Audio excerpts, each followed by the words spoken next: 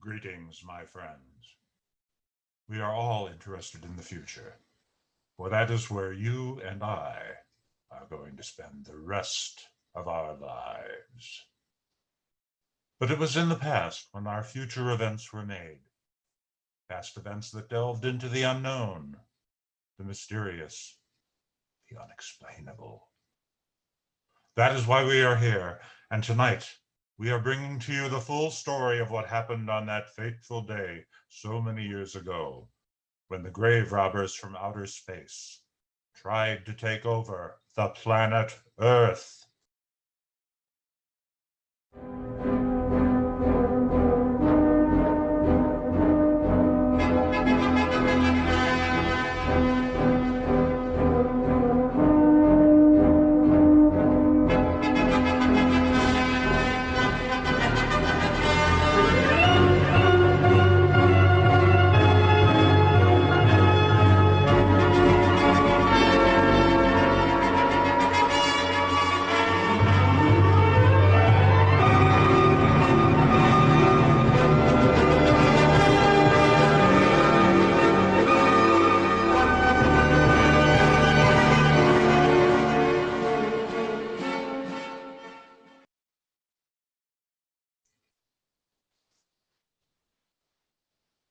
Tonight, we are giving you all the evidence, based only on the secret testimonies of the miserable souls who survived this terrifying ordeal. The incidents, the places, my friends, we cannot keep this a secret any longer. Let us punish the guilty. Let us reward the innocent. My friends, can your hearts stand the shocking facts about grave robbers from outer space? The events began high above the ground, aboard an airplane flying in San Fernando Valley. Maintaining 460 knots at 35,000 feet, turning left, heading 230, flight 812-2 on pattern Alpha 29er. Instruments are not responding. Navigation is locking up.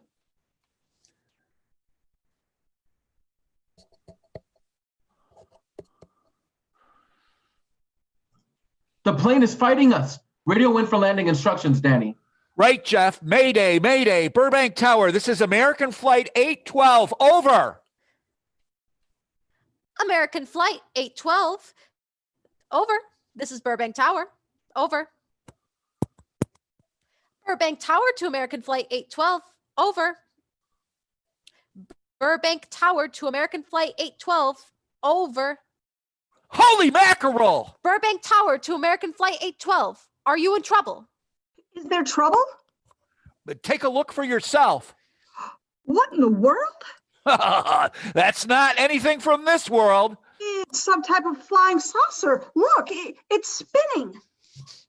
How in the world is that thing flying? Burbank Tower to American Flight 812. Are you in trouble? Are you in trouble? Mayday, Mayday. Stand by, Burbank Tower. We spotted some type of UFO.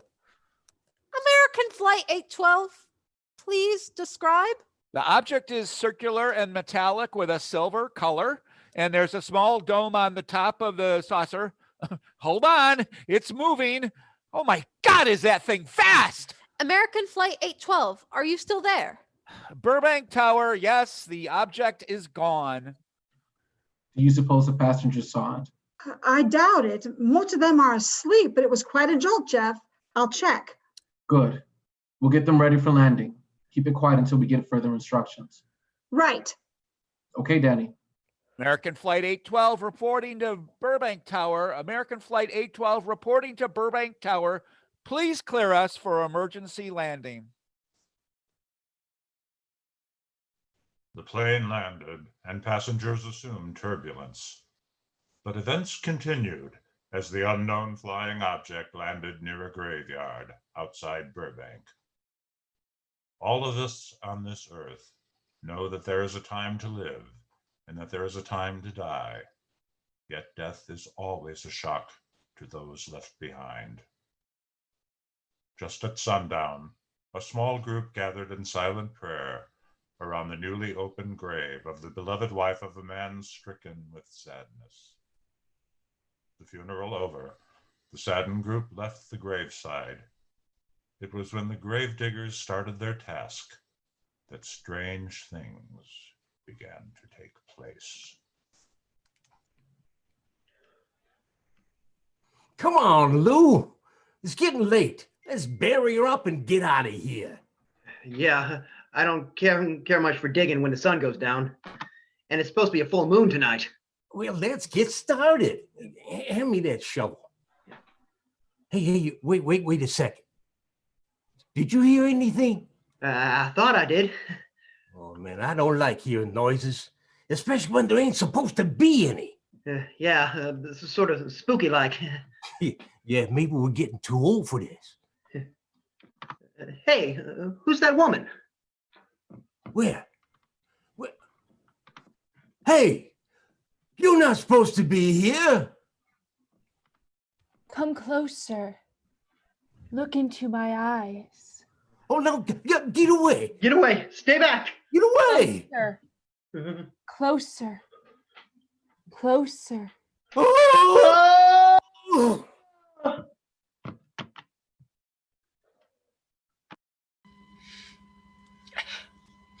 The grief of my wife's death has become greater and greater agony.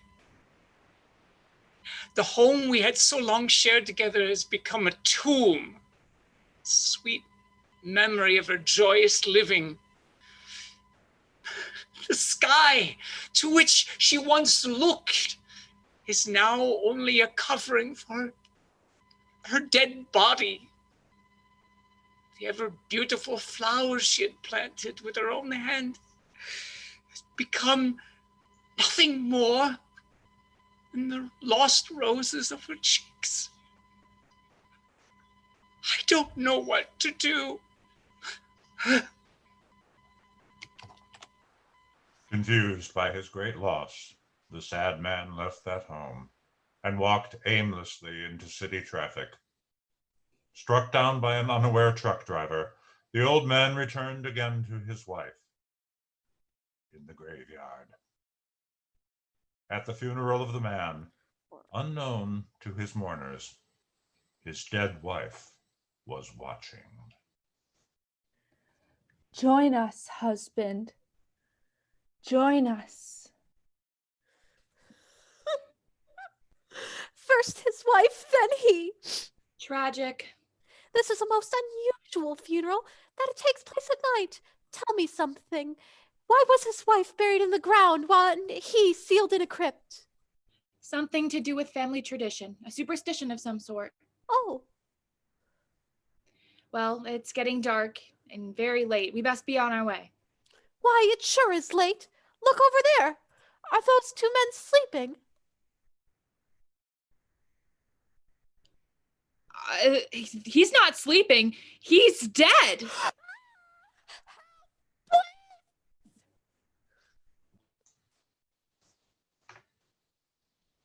As the police were investigating reports of an unidentified flying object at the Burbank airport, a team was dispatched to the graveyard when they received a report of two dead bodies. Led by Inspector Daniel Clay, the police arrived at the scene. Who found them?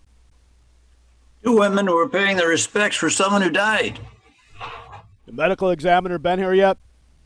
Just left. The morgue wagon ought to be along most any time. Did you get their statement? Yeah, as much as we could. Pretty scared. Yeah, finding a mess like this ought to make anyone frightened. Have one of the boys take the guy and the girl. Take the girls back to town. Okay, Inspector. What are you gonna do? Look around a little. Once you get beyond those lights, you won't be able to see your hand in front of your face. I brought the flashlight from the patrol car. You be careful, Clay. I'm a big boy now, Johnny. I'm gonna walk through the graveyard and see what I can see. Okay, Inspector. Oh, geez, Larry, it looks like a bobcat tore through him. Say, Lieutenant, what do you think about that airplane that saw those flying saucers? Do you think that could have landed around here? I don't know, Larry. I don't know. Lieutenant, do you get that funny odor? Oh, how could I miss it? Oh, jeez. Oh, look, there's the morgue wagon now. Come on, let's go meet it up at the road. Hopper! Hey, Hopper! Where are you? Never a cop when you need one. Hey, you over there! What are you two doing? We've been looking for you. You're looking for me? Why? Look into my eyes. Closer. Closer. Hey, stop! Closer. Stop or I'll shoot! Come closer. You must receive my gift of death. Come closer.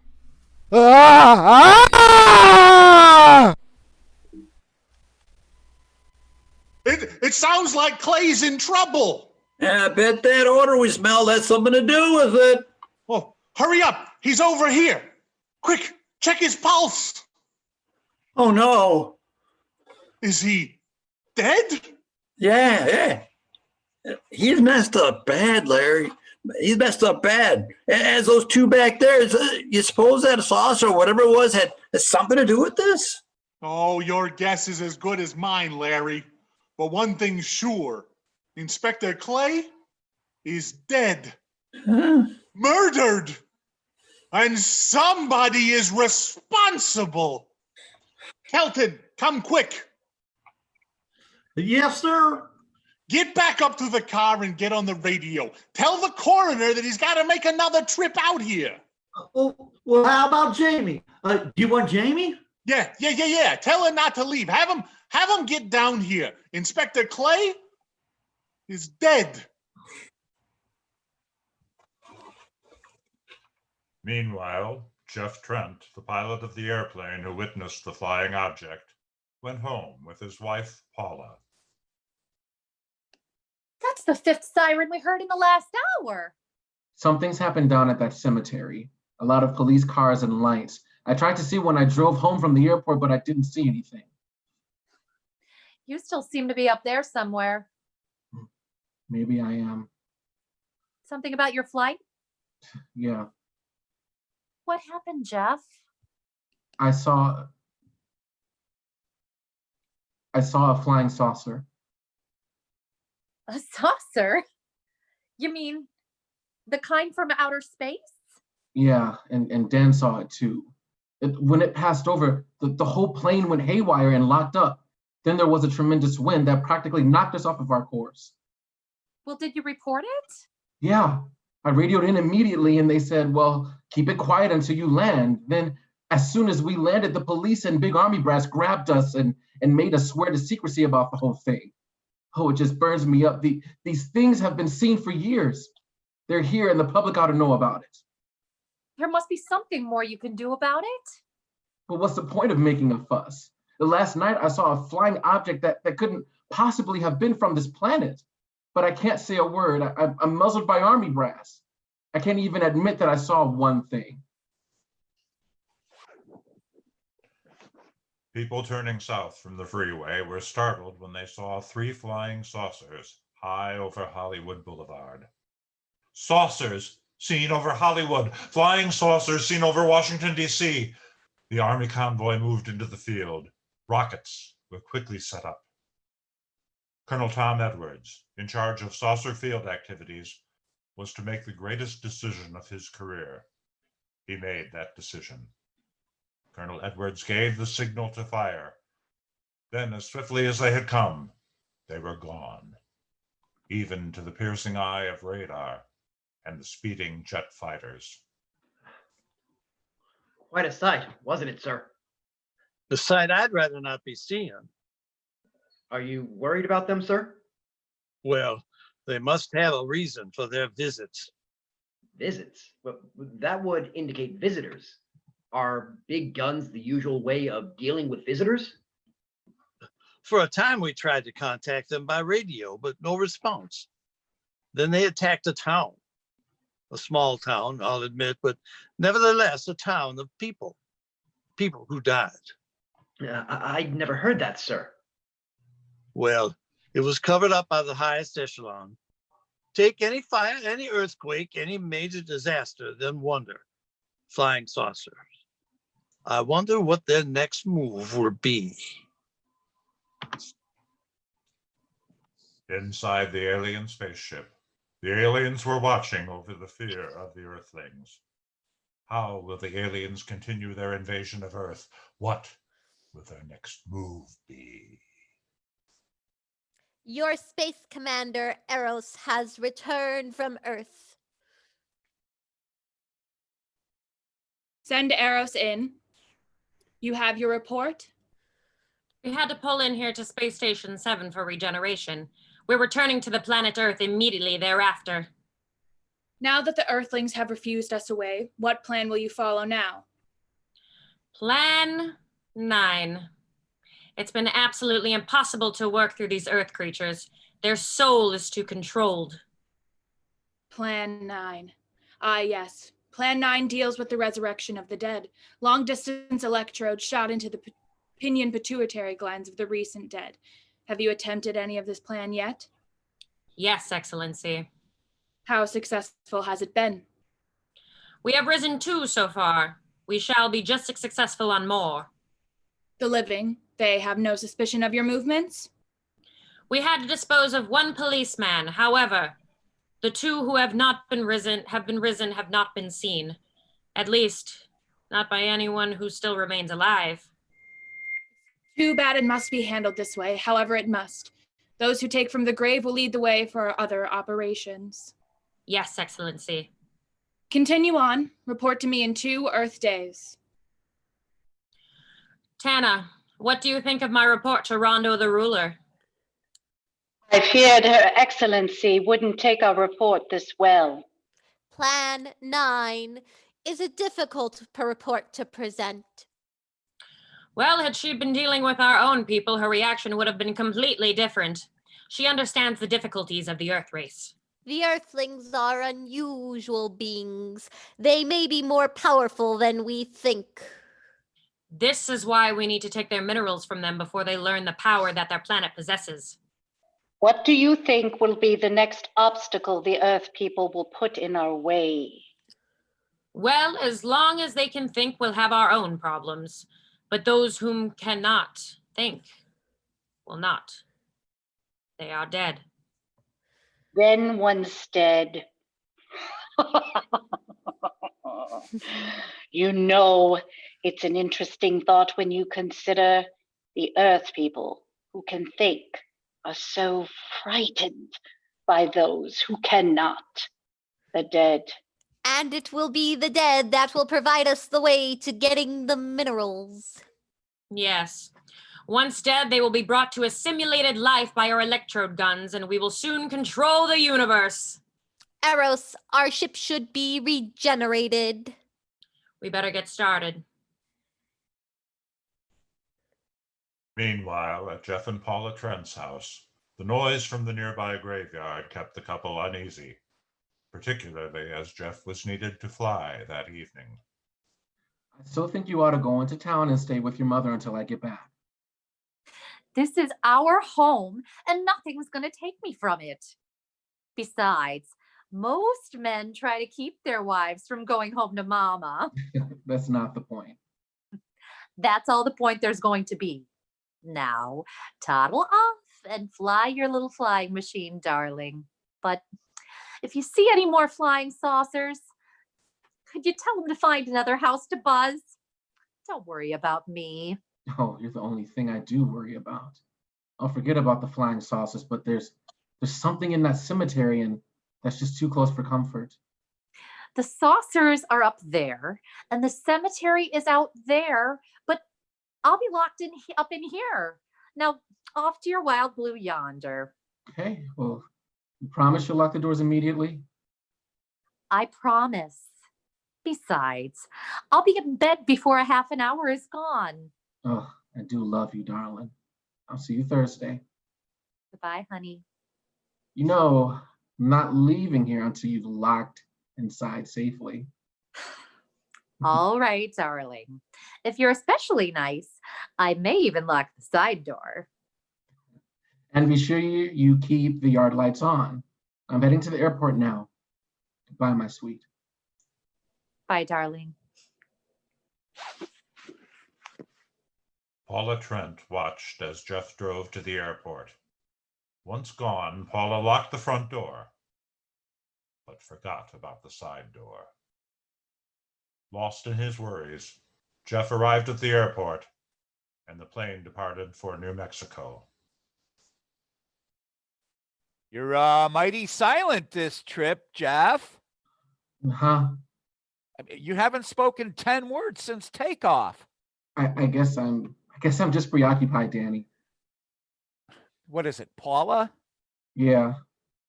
And there's nothing wrong between you two. Oh no, it's like nothing like that. Just that I'm worried. She being there alone and those strange things flying over the house and those incidents in the graveyard the past few days. It just got me worried. Well, I haven't figured out those crazy skybirds yet, but I'll give you 50-1 odds that the police have figured out that cemetery thing by now. Yeah, I hope so. If you're really that worried, Jeff, why don't you radio in and find out? Mackie at Burbank Tower should be on duty at the field by now. She could call Paula and relay the message to you. Hey, Edith! Oh, how do you too, Mr. Silent? I haven't heard a word from this side of the plane since we left the field. Oh, well, Jeff's been giving me and himself a study in silence. You boys are feuding? Oh no, idiot. It's nothing like that. Hey, Edie, how about you and me go out for dinner when we get to Albuquerque? Albuquerque? Have you read that flight plan, boy? What about it? We land in Albuquerque at 4 a.m. That's strictly a 9 o'clock town. Well, I got a friend there that can help us. Let's get rest first when we land, huh, Danny? What's the matter, Jeff? Oh, he's worried about Paula. Yeah, dude, she's home by herself near that cemetery. I read about that cemetery business. I try to get you two not to buy too near one of those things. We get there soon enough as it is. He thought it'd be nice and quiet and peaceful there. No doubt about that. It's quiet, all right, like a tomb. I'm sorry, Jeff. That was a bad joke. I have to get back to the passengers and see, Jeff, make that call to your wife. Hey, before you go, Edie, how about that Albuquerque plan, huh? You do make it hard to resist your charms, Danny boy. From the graveyard, the two walking dead figures saw a light in the distance. The light was from the home of Jeff and Paula Trent. Over here. Come this way. Follow me. Follow me. Follow me. Yes, master. Do you see that girl inside the house? Go into that house. Get the girl and bring her to me. Yes, master. Hello? Oh, hi, Mackie. How's the control tower tonight? Sure. I'm all right. I just fell asleep. Tell Jeff I'm all right. Okay, Mackie. Thanks for calling. Good night. Yeah. I hope Jeff lands in Albuquerque all right. Hey! What are you doing here? Must obey. Stay away! Stay away! Must not run.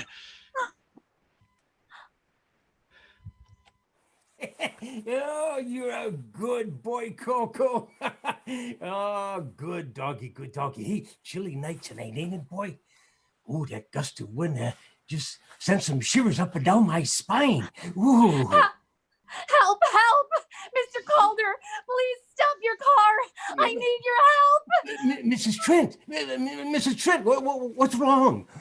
Look! Must not run! Oh, get in the car! Hurry up! We're leaving now! Come on!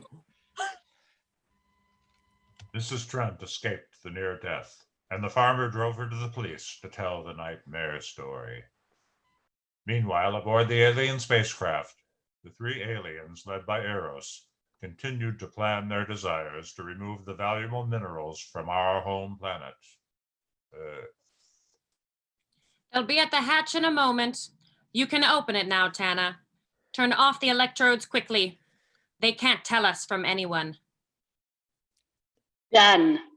The electrodes have been intensified, and we are now invisible to the Earthlings. With the electrodes fully intensified, it will drain the energy. We won't be able to last long, and the ship will become unstable. But for now,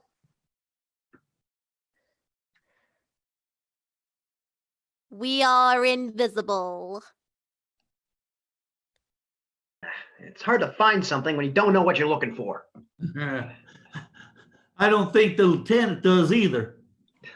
What are we doing out here? I was off duty an hour ago. Don't ask me any questions. I'm just a working stiff like you. What do you suppose that noise was? Whatever it was, it's no more strange than the other things happening around this cemetery. Spirits like old Farmer Calder talk about Miss Trent running from? The only spirits he saw tonight were the ones I smelled on his breath. Well, don't forget, Mrs. Trent claims to have seen them too, and she didn't have anything on her breath. Was hysterical. Well, true, she was frightened and in a state of shock. But don't forget the torn nightgown and the scratched feet. That's why you're the detective, Lieutenant. Sometimes it's only the brakes, Larry. Lieutenant? Lieutenant, did you hear that? Who we help not? It sure was strange. Do you know what it was? No more than you do. No, that's where you're wrong, Lieutenant. Well, maybe this doesn't mean much, but Jamie and me, we found the grave that looks like it's been busted into. What? Where? It was near where they buried Inspector Clay earlier. Just over there beyond the crypt. All right. Show us the way. Oh, look down there. There's Inspector Clay's grave, Lieutenant. Oh, it's been broken into, all right. It's strange. If someone had broken in, the dirt should be piled up here somewhere. But it looked like it's fallen into the grave. Well, this spot looks familiar, though. Look, we shouldn't investigate any further without the permission of the next of kin. Here, let's go get it. I see what you mean. The gravestone's down there. Huh. Well, let's go down and find out whose grave it is. How? Well, by going down there and finding out. Oh, are you sure you mean that, Lieutenant? If I didn't mean it, I wouldn't have said it. Scared? Not at all. Jamie, you go down there. No way, Kelton. The lieutenant said for you to do it. Oh, why do I always get these spook details? Monsters, graves, bodies, all right. Casket's here, but nobody's in it. Can you read the name on the casket? Oh no, it's Inspector Clay's grave, but he ain't in it. But meanwhile, at the Pentagon in Washington, D.C., Colonel Edwards was met with the U.S. General overseeing unidentified flying objects. Colonel Edwards, close the door. At ease. Thank you, sir.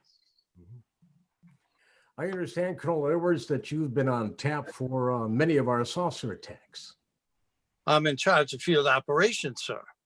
And you believe there are such things as flying saucers, Colonel Edwards? Yes, sir. You've seen them? Yes, sir. Well, you realize there's a government directive stating that there is no such thing as a flying saucer? Yes, sir. Do you understand your statement that you've seen flying saucers, or do you stand by it rather? Well, yes, sir. You know, this could mean a court-martial admitting this against direct orders. General Roberts, may I speak freely? You may. How could I hope to hold down my command if I didn't believe in what I saw and shot at? I like you, Colonel. Thank you, sir. There are flying saucers, and there's no doubt they're in our skies, and they've been there for some time. What are we going to do about them? Who knows? Then they really are there? Well, I thought you were convinced of that. I am. We've had contact with them. They speak our language? Well, not quite. We received messages from their spaceships, and for a while it came in as just a lot of jumbled noise. We've developed a language computer. It's a machine that breaks down any language to our own. General, what's this all got to do with me? Well, you've been in charge of saucer field activity for a long while. And I think it's about time you heard these recordings. Do you mind? Mind? Oh, I'm anxious. This is Eros, a space soldier from a planet of your galaxy. I realize our language differences. However, we have perfected the dictarobitary so you can now understand that which I speak. Since the beginning of your time, we have been far beyond your planet. It has taken you centuries to even grasp what we have developed eons of your years ago. Our principal purpose is simple. It is to take the minerals from your land. If you persist in denying us our landings, then we must only accept that you do not want us on friendly terms. We have no alternative but to destroy you before you destroy us. With your ancient, juvenile minds, you have developed explosives too fast for your minds to conceive what you are doing. You are on the verge of destroying this entire universe. We are a part of that universe. Well, that's the end of that one. Atmospheric conditions in outer space often interfere with the transmission. How many of these recordings do you have, General? Even dozen up to now, and that was the last one. We received it over a month ago. Do you think they mean business? We can't afford to take any chances. Come over here. Have you ever been to Hollywood? A couple of times, a few years ago. Well, you're going to be there in the morning. Just a few minutes from Hollywood, in the town of San Fernando, reports have come in of saucers flying so low to the ground that the exhaust knocked people down to the ground. There have been even stated claims of saucer landings. Colonel, I want you to find them and take care of this problem. All right, sir. Now, these are confidential reports, Colonel. Read them over carefully on the plane. Turn them over to intelligence when you get to Los Angeles. And they'll have further orders for disposition. Yes, sir. Oh, and Colonel Edwards? Yes, sir. Good luck. Thank you, sir. As Colonel Edwards flew across the country to Los Angeles, the aliens returned to the mothership to share an update with the ruler, Rondo. We are ready to report, Excellency. You are many days late. It was unavoidable. We tried to transmit via televisor, but atmospheric conditions made transmission impossible. Should have transmitted as soon as conditions permitted. I thought time was of the essence. Suspicion has fallen upon our movements. Our ships have been viewed near the point of operations. And what has the extra time gained, Eros? We have successfully risen 3 of the dead ones. Permit me to see one. Tana, bring in the big one. Use your small electrode gun. Eros, so you understand, I have taken 2 ships from your command. But that will only leave my ship. Miana, what is the status of the ship? Eros, our ship is draining power from the Invisicover. The power is causing the fuel cells to become unstable. If any more power is needed, it could cause the engines to ignite and catch on fire. Unfortunately, it is necessary that you continue your mission alone. I have need for your other ships elsewhere. Even though you have risen 3 of the Earth dead, Plan 9 is far from successful, and you, Eros, must prove it an operational success before more time, energy, and ships may be spent on it. We will not fail. Everything is on our side. Not everything. You do not have the live Earth people agreeing to give us the minerals of the planet. That is correct. Here is the dead one that you requested. Must kill! Stop him, Tana! He's close enough! Turn off your electrode gun! No! Stop him, Tana! Must kill! I can't get it, it's jammed! Closer! Stop him, you fool! Drop the gun to the floor, Tana. The metal will break contact. Ah, the big one has fallen. That was too close. Yes. Let me see this giant so that I will get a better look at him. Yes, he's a fine specimen. Are they all this powerful on planet Earth? This one is an exception, Excellency. What are the other 2 like? One is a woman, the other a man. This gives me a plan. Put the big one away. Pick up your electrode gun. Make sure it's in working order before pointing it at him. Whatever made it jam must have been cleared by the fall. Take him back to the ship. This will drain the ship's power even more. I understand, but do as you're told. The one must be sacrificed. Re-land on Earth, send the man and woman to enter a dwelling, then cut off their electrokinetic and turn off your ship's discomposure ray. The result will astound those watching. Astound them enough to delay their attention until you have gained your other recruits from the cemetery. Yes, Excellency. It shall be done. Report to me when this has been accomplished. Eros, the Earth people are getting to what we wish fear. Since they will not listen or respect our need for their minerals, they cannot help but believe our powers when they see their own dead walking round again. As soon as you have enough of the dead recruits, march them onto the capitals of the Earth. Let nothing stand in your way.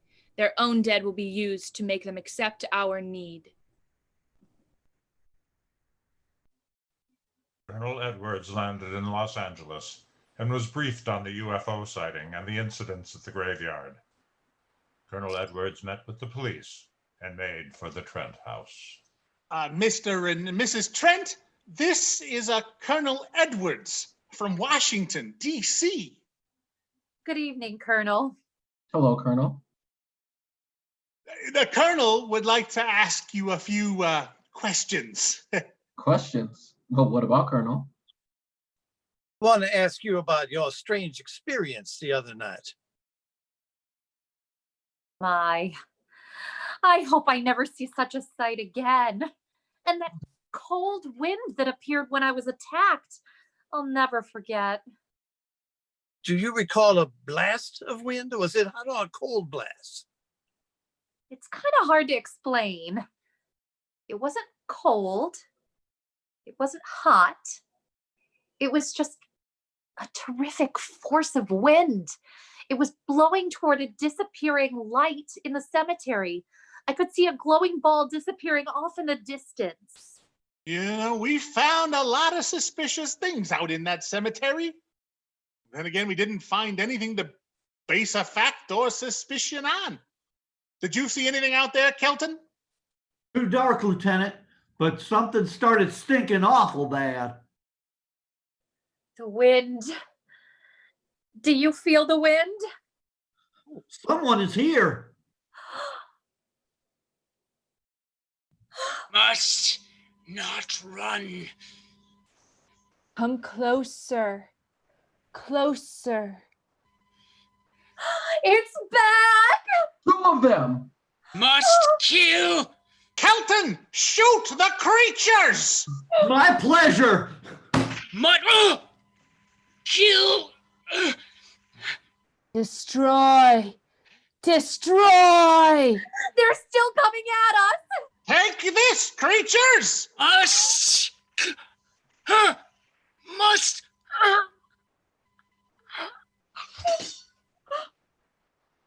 No! How can you destroy him? You die now. Here's a few bullets for you! The creatures are turning into dust. What do you make of that? You got me. It didn't look that way a minute ago. What was it? It didn't fall? I fired every bullet I had. So did I. I don't know what it was or what happened. But unless that bag of bones can reassemble itself, it's out of the running now. Colonel, come over to the cemetery and I can show you where it all began. It's surprising the Trent house is so close. Colonel, I have been out to that cemetery so often you'd think I'd taken a lease on this place. Not a long lease, I hope. I see what you mean. But you know, I can't help but feel the answer's out here somewhere. Come on, I'll show you. Is the girl safe? Oh. Mrs. Trent, you'd better stay here at the house. Stay here? Alone? Not on your life. Kelton, you stay with Mrs. Trent. All right, Lieutenant. Hey, now you stay close to the officer. Feel safer with you. Now, the lieutenant knows best. Oh, I don't like it. But I guess there isn't much I can do about it. Officer Kelton remained with Paula at the Trent house. Using his flashlight, Lieutenant Harper led Colonel Edwards and Jeff to the nearby cemetery to inspect the open grave of Inspector Clay. Now, Jeff, do you know how to use a gun? After 4 years in the Marine Corps? Here. Well, what do you expect to find here? Well, there's only one answer to that, Mr. Trent. We'll know it when we find it. Inspector Clay's grave is right over here. Is that the one you told me was broken into? Yes. Looks to me like someone has broken out instead of in. I figured that, but that's impossible. Look, Colonel, some things just can't happen. Yeah, well, after that apparition that was draped across Mr. Trent's patio, I would say we should keep our minds open to anything. Look, Colonel, I'm a policeman. I've got to deal in facts, but I guess I'll have to go along with you. You know, I bet my badge right now we haven't seen the last of these weirdies. They'll discover our ship soon. The Invisicover must not last longer than our power being used. Power level is nearing low level. You're going to let them find us? It's the only way. These are the same men who have been so close so often. They must be halted before they can inform the others about us. Should I get the electrode gun? But there were others. They'll be taken too. Send the big one to get the girl and the policeman. I'll turn on the dictarobitary so we may converse with them. Well, here's Clay's grave. You know, maybe we're barking up the wrong tree. One thing a policeman learns, Mr. Trent, is patience. Where's the burn spot you mentioned? Right over there. Look. Come on, we'll investigate, but move carefully. Did you feel that? The wind is blowing. Must kill! Clay? It's me, a Kelton. No! No! No! Girl! Must not run! Stay away! Stay away! Let me go! Oh, my head. No, Clay! He's picking her up and taking her away. Where's he taking her to? Clay!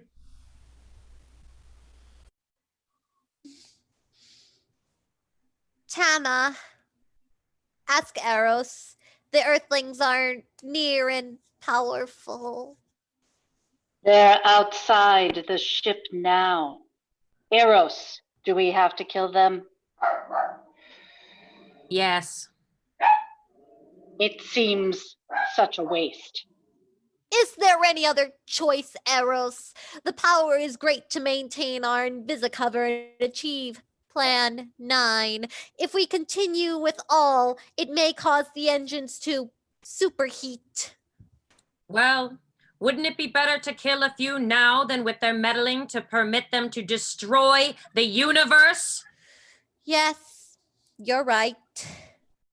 You're always right, Eros. Of course. But those are not my words. Those are the words of Rondo the ruler. Please, you two, stay right where you are. We will do as you command. For the moment. You just do as I tell you. You do not need guns. They would be of no use to you now. They have been mighty useful before on Flesh and Blood, and you two look like you've got a lot of both. True. They would be effective upon us if you were to have the opportunity to use them. If you don't get away from that control board, I'll show you just how effective they can be. Shall we talk now or wait? Your friends will be here shortly. What friends? Those you left at the house.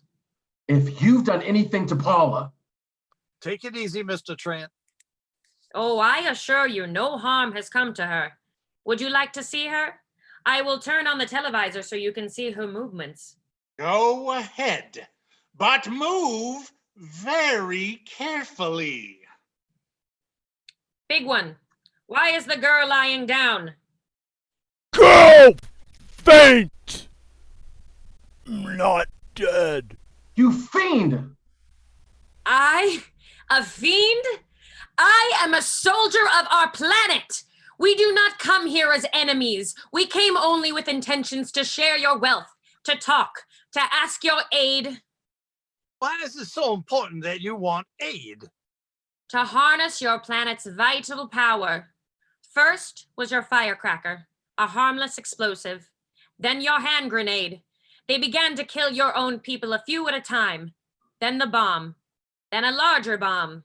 Then your scientists stumbled upon the atom bomb, split the atom, then the hydrogen bomb, where you actually explode the air itself. Earth has the power to bring destruction to the entire universe, served by your sun. The mineral left for the ultimate weapon is the solaranite hidden in your planet. Solaranite? Why, there's no such thing. Perhaps to you, but we've known it for centuries. Your scientists will stumble upon it, as they have with all the others, but the juvenile minds you possess will not comprehend its strength until it's too late. The solaranite is a way to explode the actual particles of the sun. That's impossible. Even now, your scientists are working on a way to harness the sun's rays. The rays of sunlight are minute particles. It is so far from your imagination they cannot do as I have suggested. Why, a particle of sunlight can't even be seen or measured. Can you see or measure an atom? Yet you can explode one. A ray of sunlight is made up of many atoms. So what if we develop this bomb? Would he be even stronger than now? Stronger. You see? You see? Your stupid minds! Stupid! Stupid! That's all I'm taking from you. Get back there, you jerk! Let her finish. It's because of men like you that all must be destroyed. Headstrong, violent, stupid. You speak of solaranite, but just what is it? Take a can of your gasoline. Say this can of gasoline is the sun. Now you spread a thin line of it into a ball representing the earth. From the sunlight, the sun particles have created saturated minerals within the planet. The minerals can generate a flame that will speedily travel around the Earth and be able to explode a source. Then the solaranite could be captured to explode the universe through a sunlight chain reaction. All the planets that the sunlight touches, the solaranite bomb will destroy. She's mad. Mad? Is it mad that you destroy other people to save yourself? You have done this. Is it mad that one country must destroy another to save themselves? You have also done this. How then is it mad that one planet must destroy another that threatens the very existence of all? That's enough! Life is not so expensive on my planet. We don't cling to it like you do. Our entire aim is for the development of our planet. Eros, the people from the house. The power level is near empty. They are approaching. What happened to you? Oh, I would, if I didn't see it with my own eyes, I would have never believed it. Believe what? It was horrible. And he almost broke my shoulder. Look, whatever you're trying to say, if you don't make sense, we'll never get to the bottom of this. Now who slugged you? Inspector Clay. What? It was Clay, all right. Only not like we remember him. Well, his grave was busted into, wasn't it?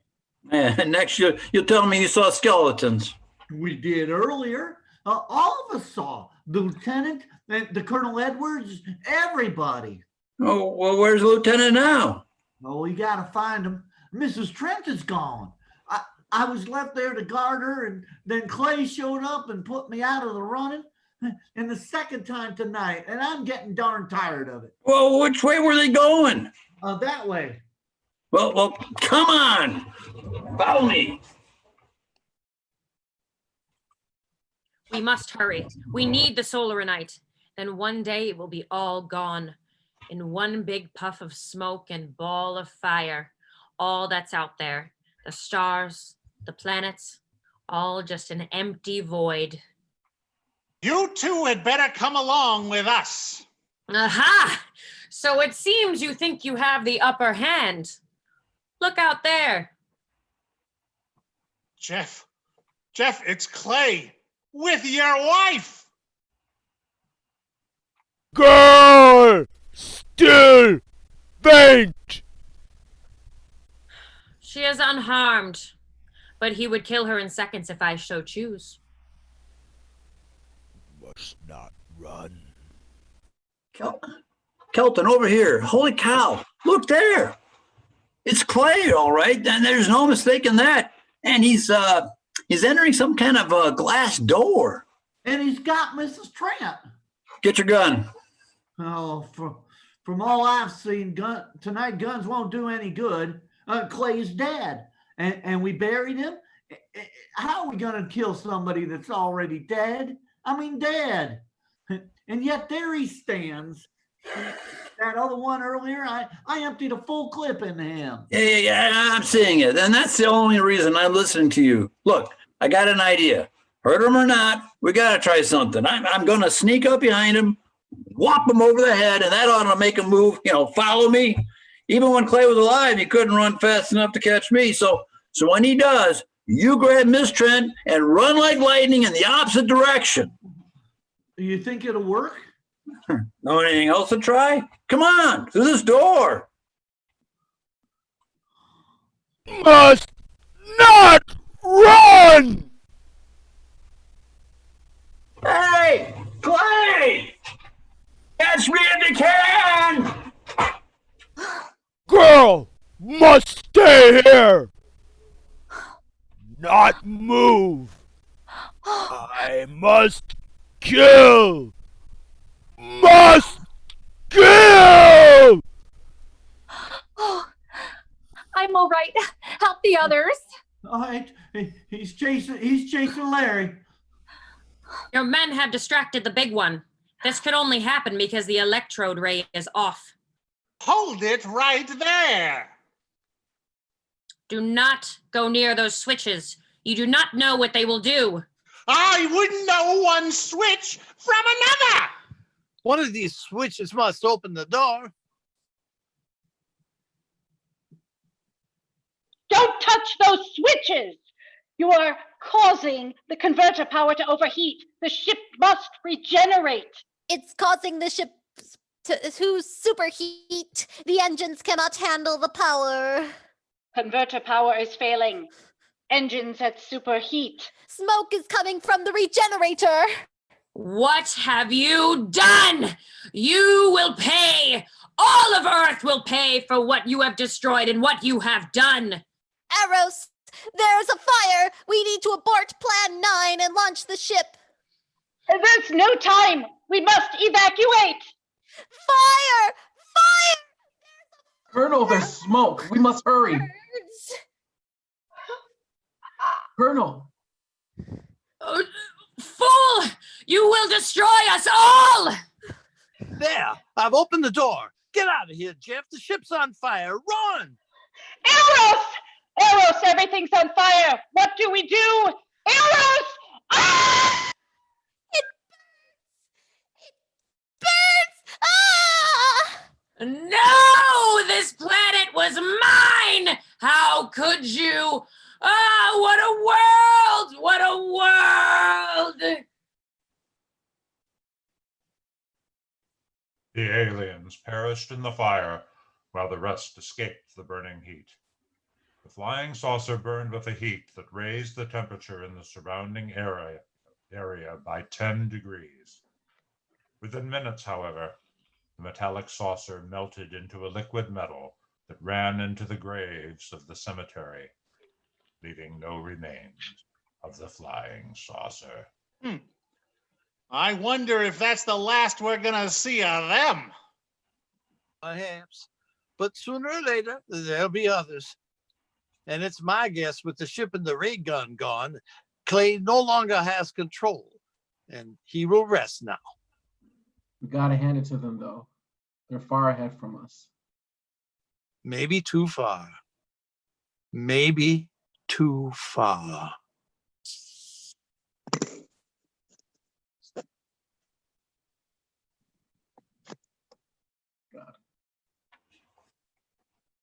I'm Leo College. I played Henry the Gravedigger, Mr. Calder, and General Roberts. I'm Matthew Craig. I played Lou the Gravedigger, Corporal Gregory, and Jamie the Crime Lab Technician. I'm Megan Lane, and I played Tana.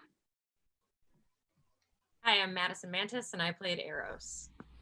Hi, I'm Monica Stark, and I played Mackie, Mary, and Miena. I'm Fran Jansta, and I played Colonel Edwards. Hi, I'm Pat Blake, and I played Kelton. Hi, I'm Jessica Augustine, and I played Paula Trent. Hi, I am Ralph Churchill, and I played Lieutenant Harper. Hi, I'm Ken Albrecht, and I played Larry the Cop. Hi, I'm Don Hatterline, and I played Inspector Clay. Hi, I'm Jamie Churchill. I played Zabar, Supreme Commander of the Alien Race.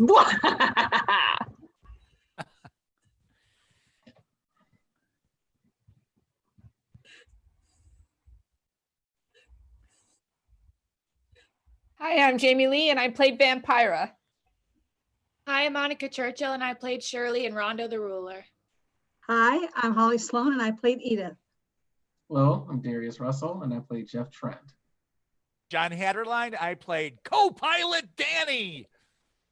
And I'm Randy Markison, and I played Criswell.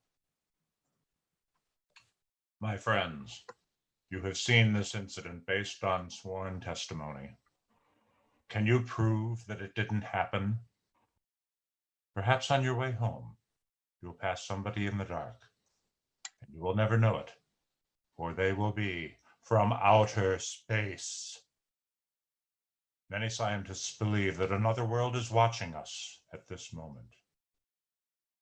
We once left at the horseless carriage, the airplane, the telephone, the electric light, vitamins, radio, and even television. And now, Some of us laugh at outer space. God help you in the future.